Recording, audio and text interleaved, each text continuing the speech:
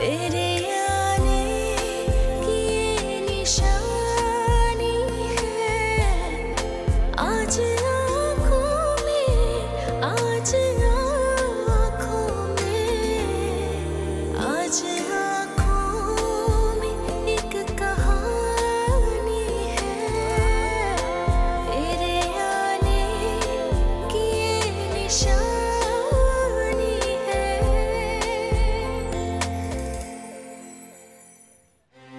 चाहूँ ना तो तुम्हें भगा के भी ले जा सकता हूँ। प्लीज आप मुझसे तू करके बात मत करें। क्यों? नवाबजादी है तू?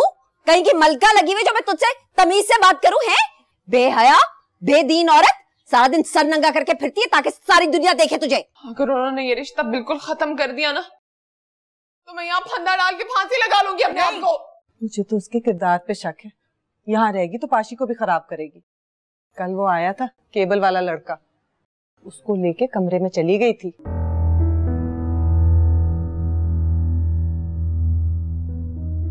कहा था ना बाजी, मुझसे पंगा मत लेना। वैसे भी जो दूसरों के लिए गड्ढा खोदता है ना, उसमें खुद ही गिरता है।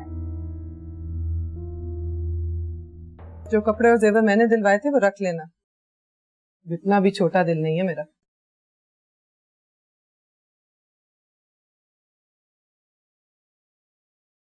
उनसे जो भी गलती हुई उसके लिए हाथ जोड़कर माफी मांगते। शायद खुद को मेरी जगह रखो तो इतना काबिले नफरत ना समझो तुम मुझे। इंसान को कोई नहीं समझ सकता जहाँ रहा। ये जो ड्रामों में और फिल्मों में नजर आते हैं ना, वो इंसान नहीं होते। इंसान तो मिनट मिनट में, सेकंड सेकंड में कुछ का कुछ बन जाता है। हम तो चले जाएंगे पारो। आप आशी पर नजर रखिएगा। बाजी की बच्ची चुड़ैल मनहूस, तुम्हें तो मेरी फिक्र खाई जाती है। मैं तो कहती हूँ तुम्हें इस घर में लौट के आना कभी नसीब ही ना हो। चुप कर जा पाशी, देख लूंगी इसको तो मैं। आखिर माँ से ज्यादा औलाद की फिक्र किसको होती है? मेरी औलाद है ना, तुम्हारी नहीं। इसके तो सारे कसबल निकाल दूंगी मैं। हम चले जाएं छोटे मामू क्या? हाँ जाओ जाओ, लाने वाले भी तो वही थे ना तुम्हें यहाँ। हम उनसे कहेंगे क्या, क्यों आए यहाँ? कह देना तुम्हारे करतूत ऐसे थे कि निकाल दिया। चुप कर जा पाशी, आखिरी दफा कह रही हूँ, वरना कोई चीज उठा के तेरा सर फाड़ दूंगी। अनवार साहब बात कर लेंगे सराज भैया से। अच्छा ठीक है।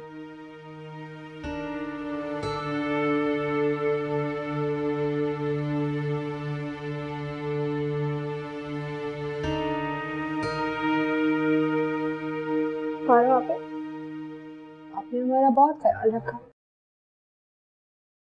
हमें बहुत मोहब्बत दी, हम कभी नहीं भूलेंगे।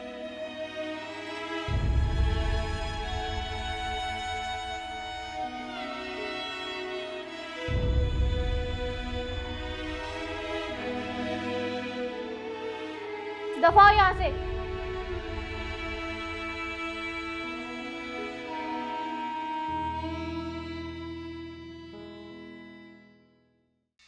ताबिश, ताबिश एक मिनट, आप ये जेवर कहाँ लेके जा रहे हैं? वो मम्मी के पास रखवाने जा रहा हूँ। पारो ने रंगे हाथों इस लड़की को केबल वाले लड़के के साथ पकड़ा है। अब ये बात अगर मुझे रास्ता कहती मैं यकीन नहीं करता, लेकिन पारो तो सफाकाना हद तक साफ गो और खरी औरत है। तेरे आने की ये निशानी है, तेरे आने की ये निशानी है।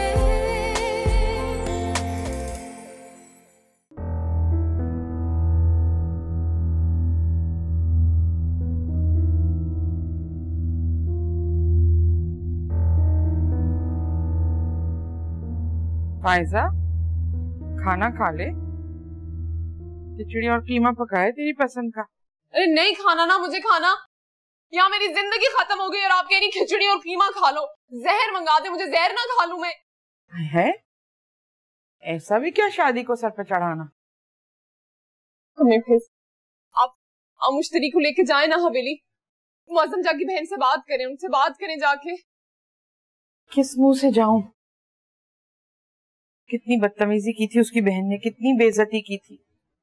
अरे अब जाऊंगी तो कुत्ते छुड़वा देगी वो हम पर। पता नहीं किसने जादू करवा दिया है, किसने तावीज गंडे करवाए और किसने क्या, किसी पारो जलील कमीने ने करवाए हो। बरसों बाद तो भाईजान राजी हुए थे शादी के लिए। जो भी है, मैं खुद जाऊंगी हवेली। मैं जाऊंगी और जाके मौसम जाकी बहन से बात करूंगी कि मेरा कोई कसूर नहीं है। ये मत करना, ऐसा मत करना ना मेरी बच्ची। 2 कौड़ी की इज्जत रह जाएगी। लड़की अपने मुंह से कसम मांगे, कोई लड़के वाले पसंद नहीं करते। जो भी हो जाए, मैं जाऊंगी और मौसम जा को नहीं छोड़ूंगी, बिल्कुल भी नहीं। मौसम जा को नहीं छोड़ सकती मैं।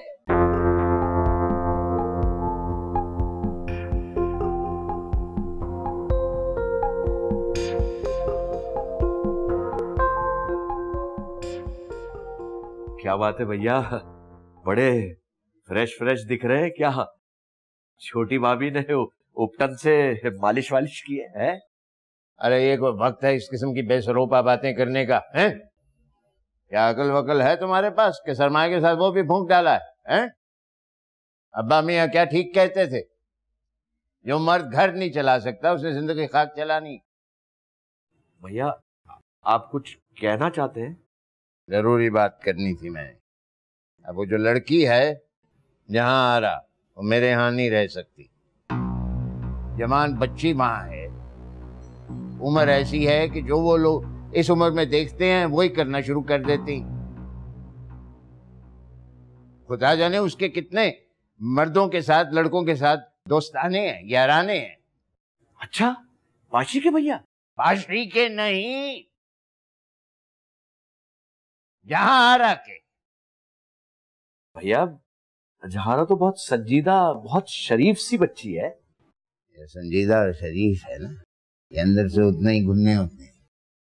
और मेरे तजर्बे को तुम चैलेंज मत करो, समझो? दुनिया देखी हुई है मैंने। तुम्हारी तरह ख्वाबों और ख्यालों की जन्नतों में नहीं सैर करता रहा मैं। अस्सलाम वालेकुम भैया। वालेकुम अस्सलाम।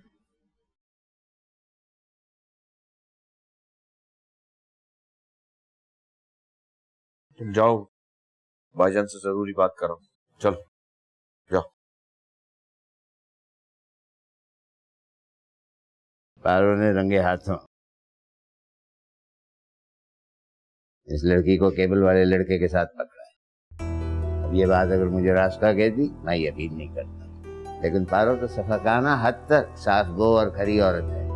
अपनी सगी बच्ची को नहीं छोड़ती तो वो जहारा को कहाँ छोड़ेगी? उसका भी कहना ठीक है। एक तो लड़की साथ, ऊपर से हवाई दीदा। अब वो कब तक उसके आसपास पैरे लगवाए भाई? घर की उसको फिक्र है, अलहदा मेरी फिक्र रहती है। डॉक्टर ने तो उसको कहा है कि एहतियात बरतो वरना शुगर लाहक।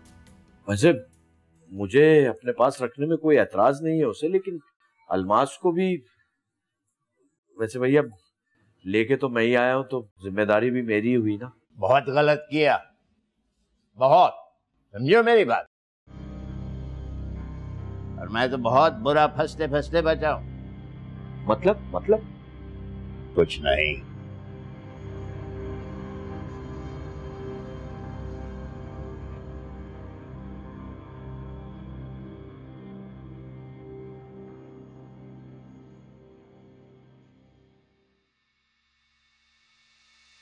ताबिश एक मिनट, आप ये जेवर कहाँ लेके जा रहे हैं? वो अम्मी के पास रखवाने जा रहा हूँ। तुम्हें तो अपनी होश होती नहीं, खामखा में घुमा दोगी तो कोई बड़ा मसला बन जाएगा। ताबिश मियाँ बीवी कौन होते हैं? 2 दुश्मन जो हर वक्त एक दूसरे को चित करने के मंसूबे बनाते रहते हैं। मैं बेइज्जती तो बर्दाश्त कर रही हूँ, लेकिन 2 नंबरी बर्दाश्त नहीं कर सकती। 2 नंबर बोल रही हो तुम मुझे? हाँ, अगर ऐसी हरकत करेंगे तो 2 नंबर कहना जायज है। तेरा मुंह तोड़ दूंगा मैं, और मैं आपको जिंदा दफन कर दूंगी। ऐसे होते सच्चे पक्के मोमिन जिनकी नजर उनकी बीवी के माल पर है। आमदर बीवी में तेरा मेरा, मेरा तेरा, मेरा तेरा नहीं होता है। और बीवी को शौहर से क्या मिलता है? तलाक का पर्चा, जेवरात पर सारा आपका कब्जा, हक मेहर माफ। इस घर से क्या लेके जाऊंगी मैं सिवाय इस जिस्म के? और इन पे सिर्फ मेरा हक है। माँ बाप बेटी को जेवर इसलिए नहीं देते कि शौहर गुलछर्रे उड़ाए, बल्कि इसलिए देते हैं ताकि बुरे वक्त का सामना कर सके। मेरा बुरा वक्त है ना, मुझे जरूरत है, दे दो ना। अगर आप तमीज से मांगते ना ताबिश, तो मैं ये सारा का सारा जेवर आपके हाथ में रख देती, सब दे देती। मगर यूं चोरों की तरह डाका डालने वाले को मैं शौहर नहीं चोर समझती हूँ। चल रख संभाल गई अपना जेवर, कब्र में ले जाना साथ। तेरी में हट रास्ते से आगे।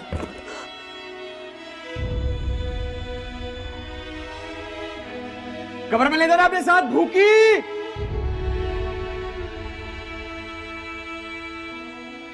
देख लो मैं तुझे।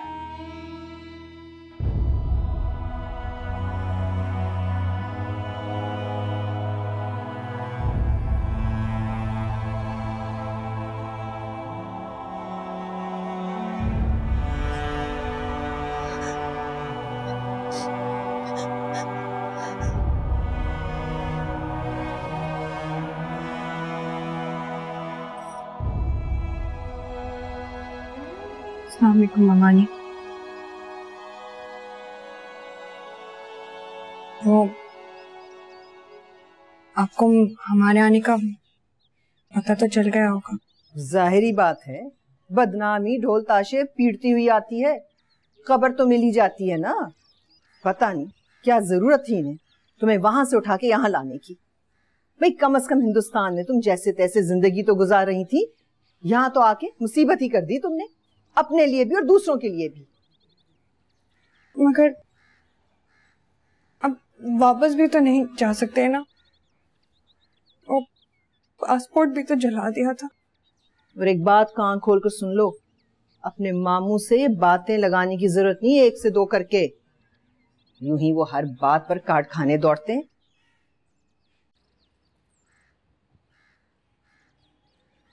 मुझसे एक बात तो बताओ, किस केबल वाले के साथ रंगे हाथों पकड़ा था पारो ने? वो अशरफ जिसके गाल पर मोटा सा मस्सा है, या फिर वो आमिर जो खूबसूरत सा है? तौबा है, तौबा तौबा।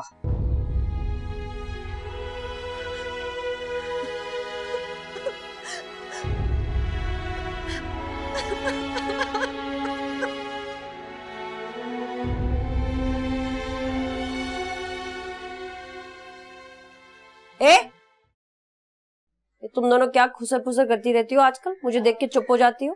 वो अम्मी भाभी के बारे में बात कर रहे थे। क्या बात कर रहे थे, मुझे भी बताओ। वो अम्मी, हम दोनों भाभी के कमरे के पास से गुजर रही थी तो जोर जोर से बोलने की आवाजें आ रही थी। भाभी भाई को कह रही थी 2 नंबर। बेड़ा खरा को इस बदजात लड़की का है, 2 नंबर होगी खुद, इसका पूरा खानदान। अम्मी आपको पता है जेवर के मामले में लड़ाई हो रही थी। तौबा तौबा इतनी जोर से चीख रही थी, कैंची की तरह जबान चल रही थी भाभी की। चल दफा जाके भाई को लेकर आओ इधर। जी अम्मी।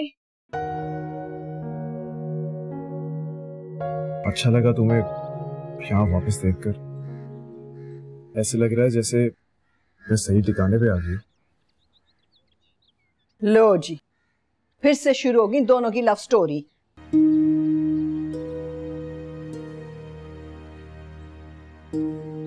नहीं ऐसे बात करते हैं, ऐसे जहर उगलते हैं। तुम लड़कों के दिल जिस तरह से इन जवान लड़कियों के लिए दुखते हैं ना, अगर अपनी माओ के लिए दुखने लगे ना, तो तुम्हारी माओ की फीकी रूखी सख्त जिंदगी सवर जाएं। यासिर, मैं तुम्हें बता रही हूँ, आखिरी बार मैं तुम्हें इसके आसपास ना देखूं। तुम्हारा तो कुछ नहीं जाएगा, लेकिन इसको निकाल बाहर करूंगी मैं।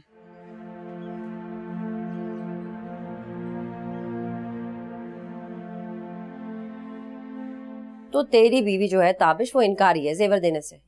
हाँ, वो अपने यहाँ का जेवर नहीं दे रही है। नहीं, ये अपना और हमारा क्या होता है? तेरी नौकरी नहीं है तो अब घर के हालात के पेशे नजर उसका जेवर रखवाना पड़ेगा ना। और जो हमारा जेवर है वो तो मुनीरा की शादी के काम आएगा। असल में उससे पूछे बगैर, उसे बताए बगैर दराज से उसका जेवर निकाल रहा था, इसलिए ये बात बुरी लग गई उसको। ऐसी वैसी बुरी? बहुत बुरी तरह चीख रही थी भाभी, बाहर तक आवाजें आ रही थी। अम्मी आप इन दोनों को समझा लीजिए, ये हर वक्त अपने कान मेरे कमरे के दरवाजे के बाहर टिकाकर मेरी बातें सुनती रहती है पर्सनल। चुप कर जा, इतनी फारिग नहीं है मेरी बच्ची आके तेरे दरवाजे के बाहर कान लगा के खड़ी रहे। तेरी जो बीवी है ना वो जाहिलों की तरह चीखती है, यहाँ तक आवाज आती है। और ताबिश मैं तुझे बता रही हूँ, ये सारा जेवर अपनी माँ के पास रखवाएगी, उनकी नीयत पहले ही ठीक नहीं।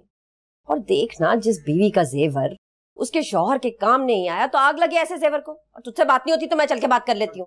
मैं करता हूँ ना बात। नौकरी का क्या बना है? 2-3 लोगों को कहा है, वो कह रहे थे कि हो जाएगा कुछ दिनों में। हो जाएगा ताबिश, क्या हो जाएगा बेटा, मैं तो बोल बोल के तंग आ गई तुझको। ऊपर से अब ये बच्चा, कौन उठाएगा ये सारे खर्चे? शराफत से बता दे इसको, इसके घर वाले उठाएंगे सारा खर्चा, जचगी का जो भी टेस्ट होंगे, अस्पताल के जो खर्चे होंगे। हमारे हालात ऐसे नहीं है। औलाद तो रहमत खुदाबंदी होती है, पर मेरा दिल हल्कान होता है ये सोच के कि ऐसी माँ की गोद दर्जगाह बनेगी उस बच्चे की। अल्लाह। तो अम्मी आप करेंगी ना उसकी तरबियत? हाँ ताबिश बेटा, मैं कहती हूँ अल्लाह करे, अल्लाह करे, या अल्लाह मेरे बेटे को बेटा दे। आमीन। दफा जाके सबक याद करो। जी अम्मी, जी अम्मी। मेरे कमरे पे कान मत लगाना आज के बाद, समझी तुम लोग? वो तो चाहते ही नहीं है कि मेरी शादी हो। हाँ वो चाहती है कि आपकी शादी ना हो। मैं बात करूंगी अनवार साहब से। बीवी बन के शायद मैं उनके सामने मजबूर हूँ, मगर माँ बन के तो परखचे उड़ा दूंगी मैं। क्या समझते हैं आप हमें? आपके दर पर आ गए हैं तो हमारी धज्जियां उड़ा देंगे? आप होते कौन है हम पे बहतान लगाने वाले? तेरे आने की ये निशानी है, तेरे आने की ये निशानी है। अरे भाईजान कुछ बताइए तो, हुआ क्या? बात हुई? मना कर दिया अब्बू ने। मना कर दिया? समझी नहीं। उनकी बीवी ने जहारा पर तोहमत लगाई है। अल्लाह, कुछ समझ में नहीं आ रहा, कुछ समझ में नहीं आ रहा। भाईजान क्या मामला चल रहा है? एक तो इस घर की महाभारत ने मेरी अकल को वैसे ही चौपट किया हुआ है। अरे कोई कहता कुछ है, मैं समझती कुछ हूँ। मैं तो कहती हूँ जालिम सास, खराब हालात और अकड़ू शौहर, अगर ये 3 अनासिर एक जगह हो जाएं, तो गरीब बीवी का तो वैसे ही तिया पांचा हो जाता है। आपकी दादी से तो मैंने बढ़ चुकी, लेकिन ये हालात और आपके अब्बा, अरे मुझे कहीं का भी नहीं छोड़ा इन्होंने। उनकी बीवी कहती है कि जहां आरा का केबल वाले के साथ, नहीं मैं ये बात मान ही नहीं सकता। हाँ बिल्कुल। मैं किसी के हक में जमाना दूं या ना दूं, लेकिन जहां आरा के हक में मैं जरूर बोलूंगा। नहीं वो ऐसी वैसी लड़की नहीं लगती मुझे, बड़ी तमीज की लगती है वो तो चाहते ही नहीं है कि मेरी शादी हो। हाँ वो चाहती है कि आपकी शादी ना हो, मगर भाईजान दिल छोटा करने की जरूरत नहीं है। मैं बात करूंगी अनवार साहब से, हमेशा उनको मनमानी नहीं करने दूंगी इस तरह। बीवी बन के शायद मैं उनके सामने मजबूर हूं, मगर मां बन के तो परखचे उड़ा दूंगी मैं। और आप फिक्र मत कीजिए, मां जिंदा है आपकी, और जब तक मां जिंदा हो उसकी औलाद को कोई मैली नजर से नहीं देख सकता। मैं बात करूंगी अनवार साहब से, जरूर उनका गिरेबान पकड़ के, आप देखिएगा। भैया रुको तो सही है। भैया क्या बात हो गई? कैसा सूखे चुहारे जैसा मुंह निकल आया तुम्हारा? है मिस्त्री 2-4 दिन से तबीयत कुछ गड़बड़ है। तुम हवेली में लगी हुई हो? हाँ भैया वहीं टिकी हुई हूँ, खूब पैसा मिल रहा है। फायजा का रिश्ता क्यों टूटा? ये सारी तेजी उस फाइजा की बच्ची की है। झगड़ा इस बात पर हुआ जब वो छोटे सरकार को पटाकर बाहर ले गई। हाँ, और वहीं से छोटे सरकार अगवा हो गए। तो छोटे सरकार अभी तक अगवा हुए हैं या आ गए? हाय, क्या बात कर रहे हो? हरगिज नहीं। अरे बड़ी पहुंच है हमारी ताजर बीबी की, उसी दिन छुड़ा लिया था पुलिस वालों ने। हाँ। अच्छा, चलो मुश्तरी, फिर बाद में बात करें। भैया जरा रुको तो सही, बात तो सुनो।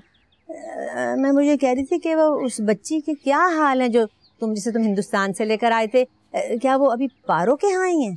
नहीं, वो मैं उसे ले आया था। असल में मुश्तरी, वो जिम्मेदारी तो मेरी है, मैं लाया हूँ ना उसे हिंदुस्तान से। और वैसे भी वो पारो क्या रहे या मेरे यहाँ, बात तो एक ही है, तो घर के अंदर की बात है, कोई फर्क नहीं पड़ता। अच्छा, वो मैं ये कह रही थी कि कहीं शादी वादी के बारे में सोचा है तुमने उसकी? हो जाएगी शादी उसकी, अभी उम्र ही क्या है उसकी। भैया एक रिश्ता है बहुत ही बढ़िया।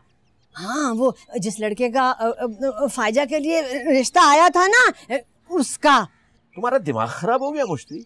भैया की बेटी की जहाँ बात टूटी है वहां मैं रिश्ता कर दूं? अरे जान से मार देंगे भैया मुझे। भैया मैं सब समझती हूँ, जानती हूँ कि किस मुश्किल से गुजर रहे हो तुम, हैं? लेकिन भाई मैं तो तुम्हारे भले को कह रही थी। इतना पैसा मिलेगा ना कि तुम्हारी सोच है। हाँ। अरे क्या पागल हो गई हो? यानी वो हमसे रिश्ता करेंगे और हमें पैसे भी देंगे? अरे भैया रुक तो जाओ जरा। असल में हवेली वालों को चाहिए कोई सीधी सादी शरीफ सी खानदानी लड़की। ताजर बीवी का कहना है कि अगर कोई ऐसी लड़की मिल गई तो उसके साथ साथ उसके घर वालों की भी खूब मदद होगी। हाँ, समझ लो तुम इस बात। देखेंगे। ताजी वो मुझे माफ कर दे। जो कुछ भी हुआ वो मजबूरी में हुआ। ताजी मत कहो,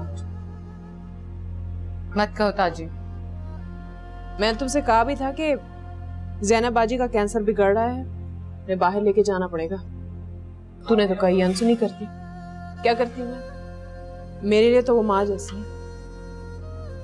2 बरस की थी जब अम्मा मर गई थी, तो उन्होंने ही मुझे।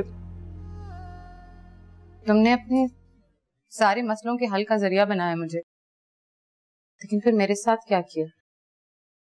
मेरा क्या कसूर था? मैं तो तुम्हारे इशारों पे नाचती रही, तुम्हारे दावों पे यकीन करती रही मैं। और मेरे हिस्से में क्या आया? बेवफाई, चीटिंग, वो भी निम्मों के साथ। ऐसे कोई भी बात नहीं थी ताजी, कोई बात नहीं थी। झूठ मत बोलो झूठ। मेरा और तुम्हारा क्या मुकाबला था? लेकिन मैंने फिर भी तुम्हें अपने साथ रखा, अपना बना के रखा। याद है ना हम मैंने कहा था कि मेरा बस चले तो मैं बेवफाई की सजा मौत तजवीज कर दूं। पता नहीं क्यों तुम्हारे मामले में दिल बड़ा नाजुक है मेरा। शायद सारी मुसीबतें एक तरफा मोहब्बत करने वाले के हिस्से में ही आती। ठीठ और बेगैरत लोग तो बहुत कामयाब होते हैं। तुम्हारी जमानत करवा रही हूं मैं। अब कभी अपनी शक्ल मत दिखाना मुझे, समझ लेना कि मर गई ताजी। ताजी ताजी अंदर चलो।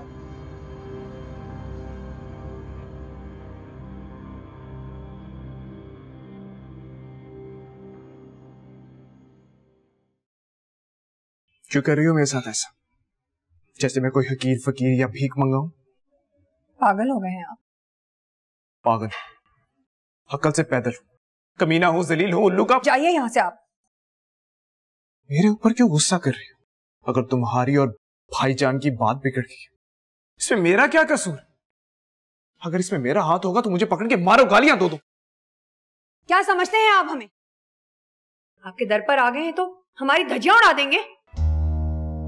आपकी इज्जत आपका मसला, हमारी इज्जत हमारा मसला। आप होते कौन है हम पे बहतान लगाने वाले?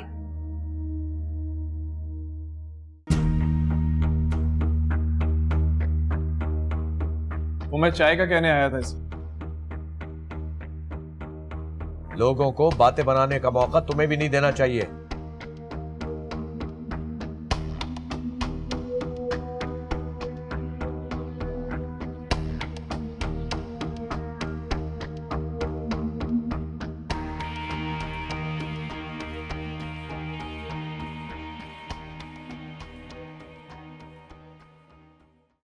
माँ दूर हटो, पहले ही इतनी गर्मी है।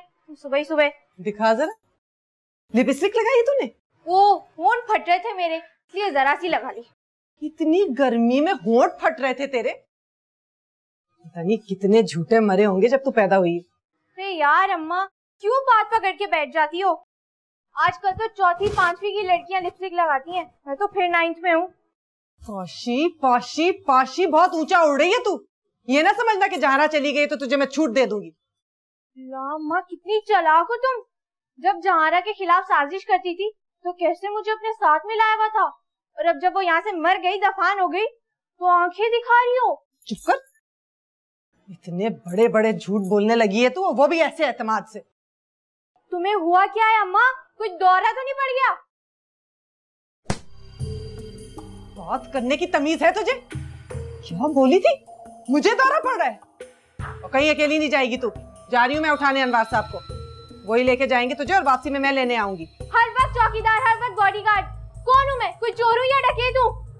तुम घुटने लगा है मेरा। ये ज्यादा ड्रामे वाली औरतों की तरह मकाल में ना बोल मेरे सामने, तो जान निकाल दूंगी मैं तेरी। और यहीं ठहर, जा रही हूँ मैं अनवार साहब को बुलाने। अल्लाह करे सब मर जाएं, सब मर जाएं। यो लो, सब मर जाए, सबको मार दे।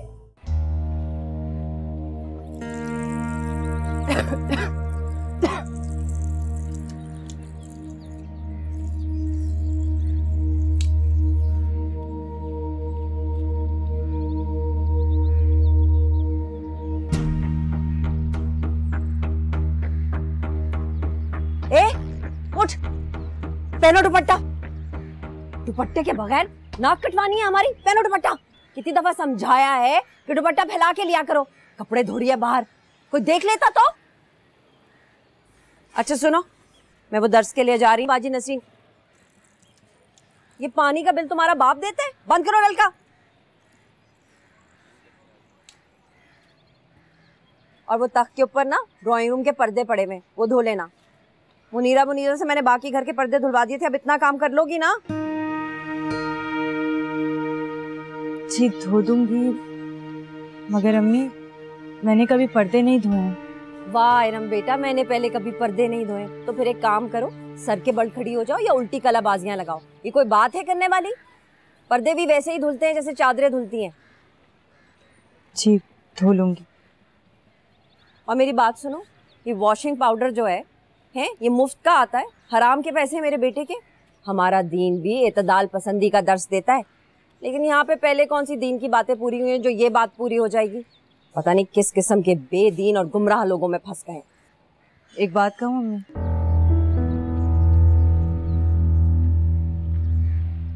आप अपने दीन पर इतना तकब्बुर मत किया करें। नमाज रोजे तो हमारे साथ जाएंगे, मगर असल हिसाब तो हमारी नियतों पर होगा। अच्छा, तो तुम्हारे कहने का मतलब ये है कि तुम्हारी नीयत बहुत अच्छी है और हमारी नीयत बहुत खराब है। तुम जैसे कमजोर ईमान वालों ने दीन का ये हाल किया है। हर जाहिल मुतलक यही समझता है कि उसे दीन के बारे में बड़ी आगाही है और बढ़ चढ़कर अपनी अलामागिरी साबित करता है। अब धो लेना पर्दे, और सुनो, यहाँ सहन में मत फैलाना, यहाँ पे धूप नहीं आती। छत पे जाकर अच्छी तरीके से फैलाना, समझी? चलो शाबाश, काम करो।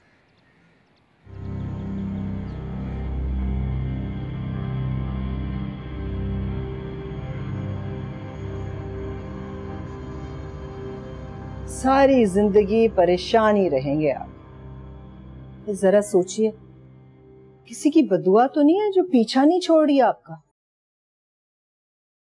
वैसे लोग कहते हैं कि किसी की दिल आजारी करना काबे को ढाने के बराबर होता है। ये कड़वी कसैली बातें करके तुम्हें रूहानी तस्कीन मिलती है ना? बोलो बोलो, बोलती रहो, मुझे कोई फर्क नहीं पड़ता। जानती हूँ, ये भी जानती हूँ कि मेरे होने ना होने से आप पर कोई फर्क नहीं पड़ता। वैसे आपको बता रही हूँ, ये जहारा को दोबारा इस घर में लाने का फैसला ना इंतहाई गलत फैसला है। पछताएंगे आप। और वो यासिर, वो तो उसके इर्द गिर्द मंडलाता रहता है। कहां तक चौकीदारियां करूं मैं? तो क्या उसको किसी फलाई इदारे में जमा करा दूं? हाँ, तो इसमें कौन सा गलत है? अरे बड़े आराम से रहती हैं वहां लड़कियां। वो फरा है ना, उसके मॉर्निंग शो में बता रहे थे। बल्कि मैंने खुद देखा कि इन लड़कियों को हर किस्म की सहूलत मुयस्सर होती है और बड़े अच्छे लड़कों से उनकी शादियां भी करा दी जाती हैं। लावारिस नहीं है वो, मामू हूं मैं उसका। हाँ? अरे अरे अरे अरे, आप तो खुद को अपने मुंह से मामू मत कहिए ना। ऐसी बेहुरमती अपने इश्क की, यानी महबूबा की बेटी का मामू। तौबा है तौबा है सिराजुल हक साहब, ये तो बड़ा अन्याय कर दिया आपने। बहुत जहरीली होती जा रही है तुम। जहरीली ही हूं ना मैं। अगर मेरी जगह कोई और औरत होती ना, तो कब की पिछल पैरी या कलेजा चबाने वाली डाइन बन चुकी होती। मैं तो कहती हूं कि अगर मैं भी कदरे जवान होती ना, तो आप मुझको भी बेचकर एक नया कारोबार शुरू कर चुके होते। चुप हो जाओ, मेरा दिमाग फट रहा है, मेरे सर में चींटियां रेंग रही है। तुम चुप हो जाओ, खुदा के वास्ते चुप हो जाओ। जहां भर के धुतकारे हुए मर्दों का यही काम होता है, घर में आके शेर बनना बीवियों के सामने।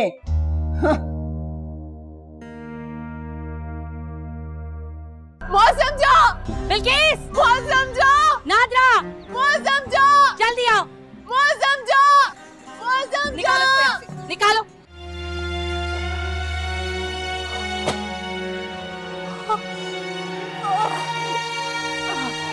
तेरे आने की ये निशानी है, तेरे आने की ये निशानी है।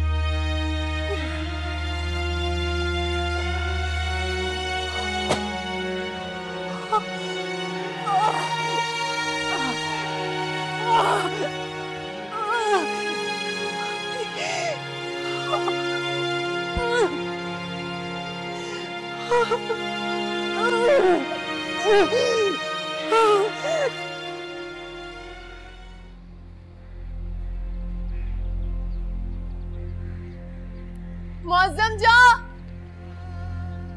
मौसम जा, मौसम जा। क्या बात है, क्या तमाशा है ये? मुझे मौसम जा से मिलना है। किस सिलसिले में? आपने हमारा रिश्ता क्यों खत्म कर दिया? इसलिए क्योंकि तुम जैसी तेज और होशियार लड़की मेरे भाई को मौत के मुंह में भी धकेल सकती है। मैं एक बहुत हसास लड़की हूँ और ये मंगनी मेरे लिए बहुत मानी रखती है। मौसम जा तुम्हारे लिए बस एक सोने की चिड़िया है, इसीलिए आई थी ना तुम उसकी जिंदगी में कि उसे लूट खसूट सको। देखो मैं ये रिस्क नहीं ले सकती, और वैसे भी ऐसी औरत की होशियारी से डरना चाहिए जो मर्द को छुपाने वाले कामों पे लगा दे। ये इंडिकेशंस काफी है मेरे लिए, इसलिए बेहतर होगा कि तुम चुपचाप यहाँ से चले जाओ। निकलो। आउट! आपके पैर पड़ती हूँ, मुझे एक बार मौसम जा से मिलने दे, बस एक बार। मैंने कह दिया ना नहीं, और नहीं का मतलब सिर्फ नहीं होता है। मैं हाथ जोड़ी आपके सामने, आप जो कहेंगी मैं करूंगी, किसी बात से इनकार नहीं करूंगी आपके, मैं किसी बात से नहीं। अगर कोई इंसान इस कदर गिरने पे आमादा हो जाए तो इसके पीछे यही बात हो सकती है कि उसका कोई बहुत गहरा और बड़ा मफाद वाबस्ता है। मैंने कहा नहीं। नहीं। मौसम जा बिल्किस, मौसम जा नादरा, मौसम जा जल्दी आओ, मौसम जा, मौसम जा।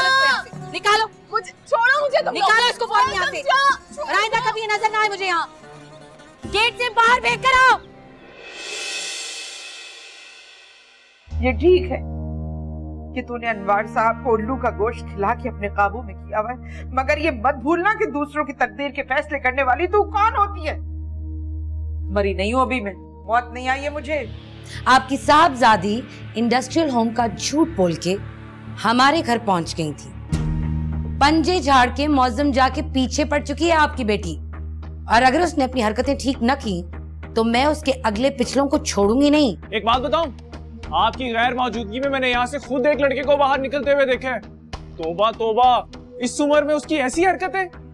अपना किबला दुरुस्त कीजिए, बजाय इसके कि आप दूसरों को बदनाम करती फिरे।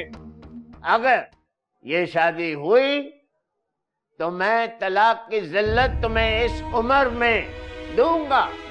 1 मिनट इंतजार नहीं करूंगा मैं।